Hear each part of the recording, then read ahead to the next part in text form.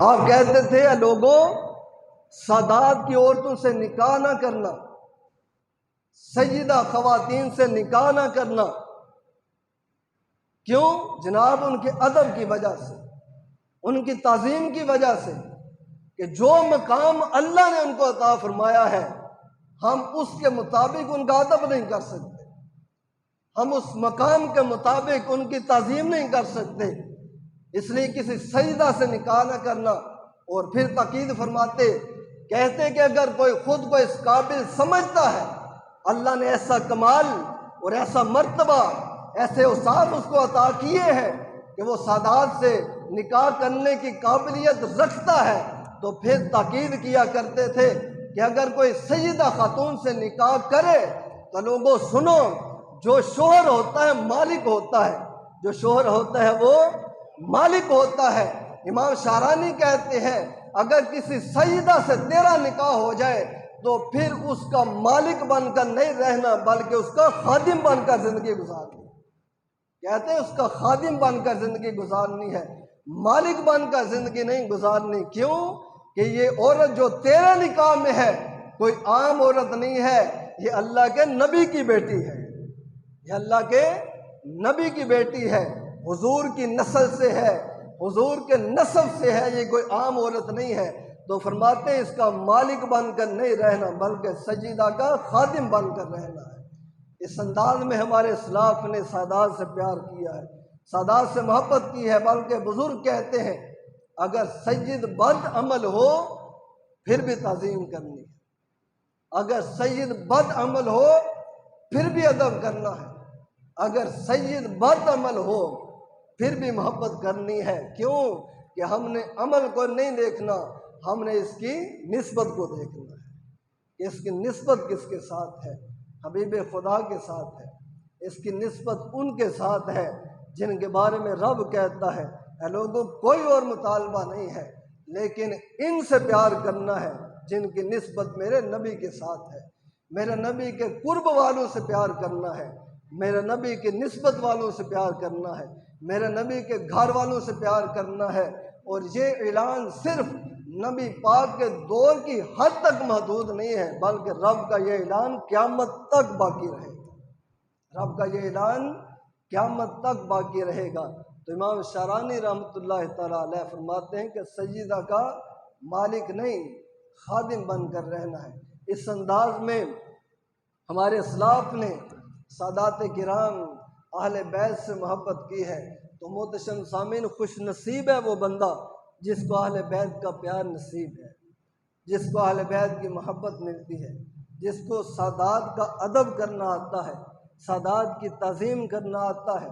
خوش نصیب ہے وہ بندہ، اور خوش نصیب ہے جس کا دل اہل بیت کے پیار سے معمور ہے، اور بد نصیب ہے وہ بندہ کہ جس کے پاس ہر عمل صالح موجود ہے لیکن نبی پاک کی آل کے پیار سے دل خالی ہے، وہ بندہ بد نصیب اور بدبخت ہے۔ نبی کریم صلی اللہ علیہ وسلم نے خود تاکید فرمائی ہے، آقا علیہ الصلوۃ والسلام فرماتے ہیں لوگوں اس بندے کے بارے میں تمہارا کیا نظریہ ہے کہ جو مقام ابراہیم اور کعبہ کے درمیان میں نمازیں ادا کرتا ہے۔ حاجی اور عمرہ والوں سے کہا جاتا ہے کہ جب طواف کر لو تو بعد میں 2 نفل مقام ابراہیم پر پڑھنے ہیں، وَاتَّخِذُوا مِن مَّقَامِ إِبْرَاهِيمَ مُصَلًّى، ان 2 نوافل کی بڑی عظمت ہے، بڑی شان ہے۔ تو آقا فرماتے ہیں وہ بندہ جو مقام ابراہیم اور کعبہ کے درمیان میں نمازیں پڑھتا ہے، تہجد کے ٹائم بھی وہیں پر ہے، صلاۃ اللیل بھی وہیں پڑھتا ہے، فجر بھی وہیں پڑھتا ہے، ظہر بھی وہیں پڑھتا ہے، عصر مغرب عشاء بھی وہیں پڑھتا ہے، عشاء کے بعد کا نوافل اور وتر بھی وہیں پڑھتا ہے۔ اور یہ بندہ جب دن نکلتا ہے تو اللہ کی رضا کے لیے روزہ رکھ لیتا ہے، دن روزے میں گزرتا ہے اور عبادات اور نمازیں مقام ابراہیم اور کعبہ کے درمیان میں ادا کرتا ہے۔ بتاؤ اس بندے کا مقام کیا ہے؟ تو جب ہم نے سنا تو ہم نے کہا یا رسول اللہ جنتی ہے، اس سے بڑا ایسے عظیم عمل اور کون سا ہو سکتا ہے کہ اس جگہ پر صحن حرم میں کسی کو نماز پڑھنے کی سعادت مل جائے، اس سے بڑھ کر عظیم عمل اور کون سا ہو سکتا ہے، اس سے بڑھ کر خوش نصیب کون سا بندہ ہو سکتا ہے کہ جس کو مقام ابراہیم کے پاس نمازیں ادا کرنے سجدے کرنے اور رکوع کرنے کی سعادت مل جائے، جس کو کعبہ کے سامنے کھڑے ہو کر فاتحہ پڑھنے کی توفیق مل جائے، کعبہ کے سامنے کھڑے ہو کر الحمدللہ رب العالمین کہنے کی سعادت مل جائے، اس بندے سے بڑھ کر خوش نصیب کون ہو سکتا ہے، خوش بخت کون ہو سکتا ہے، اس سے بڑھ کر عظیم عبادت کس کی ہو سکتی ہے؟ ہم نے کہا یا رسول اللہ جنتی ہے۔ نبی کریم صلی اللہ علیہ وسلم فرماتے ہیں دوسری بات بھی سنتے چلے جاؤ، یا رسول اللہ وہ کون سی ہے؟ آقا فرماتے ہیں عمل بڑا نیک ہے، عمل بڑا عظیم ہے، لیکن اس بندے کے دل میں ایک بیماری بھی ہے۔ یا رسول اللہ وہ بیماری کیا ہے؟ آقا فرماتے ہیں یہ بندہ میرے اہل بیت سے بغض رکھتا ہے، میرے اہل بیت کی دشمنی دل میں رکھتا ہے۔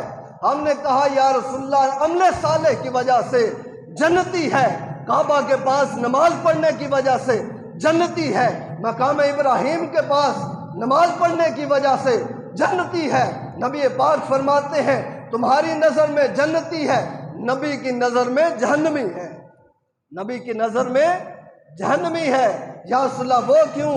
آقا فرماتے ہیں نماز اس کے پاس ہے، روزہ اس کے پاس ہے، لیکن اللہ کی بارگاہ میں نماز لے کر جائے گا، میری آل کے محبت کے بغیر تم نماز قبول نہیں ہوگی۔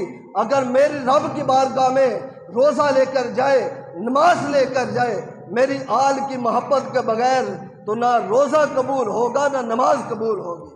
کیوں؟ کہ اس کا دل میری آل کی محبت سے خالی ہے، یہ آل سے بغض رکھتا ہے، یہ میری آل سے دشمنی رکھتا ہے، تو نہ روزہ قبول ہے نہ نماز قبول ہے۔ آقا نے سیدھا فرمایا کہ بندہ جہنمی ہے۔ تو پتہ چلا کہ عمل اسی بندے کا اللہ کے ہاں مقبول ہوتا ہے جو حضور کی آل کی محبت لے کر جاتا ہے۔